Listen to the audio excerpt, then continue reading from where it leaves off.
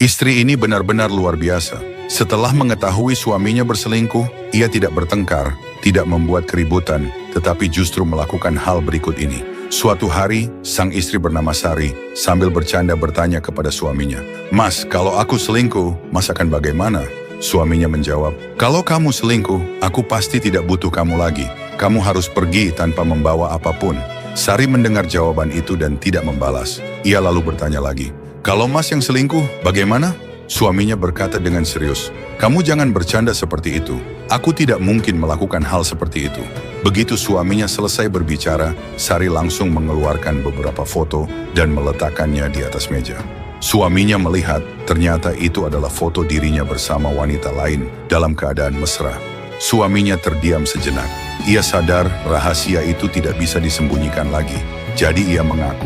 Bahkan ia berkata dengan sombong, "Terus kenapa? Kamu mau minta cerai dariku, ya?"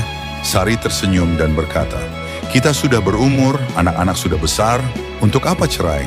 Masa aku meninggalkan rumah yang stabil ini, lalu pergi mencari pria lain?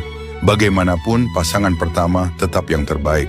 Wanita di luar sana sebaik apapun, mereka tidak akan hidup sungguh-sungguh denganmu. Mereka hanya mengincar uangmu.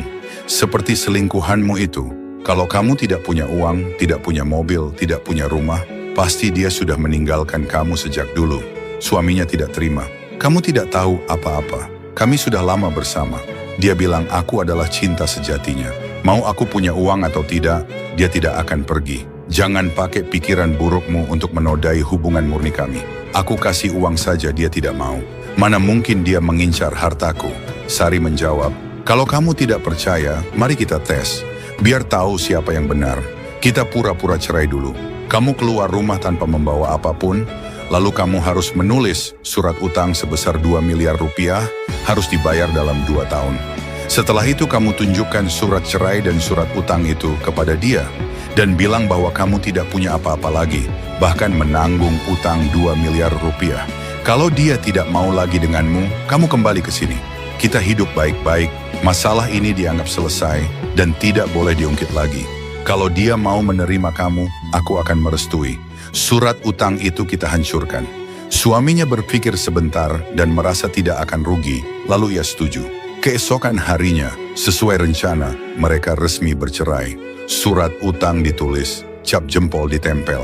Setelah itu, suaminya buru-buru membawa surat cerai untuk menemui wanita selingkuhannya. Kalian tahu bagaimana reaksi wanita itu?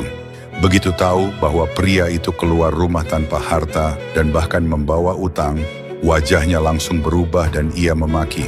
"Kamu pikir kamu siapa? Tidak punya uang, malah bawa utang segunung. Kamu masih punya muka datang ke sini.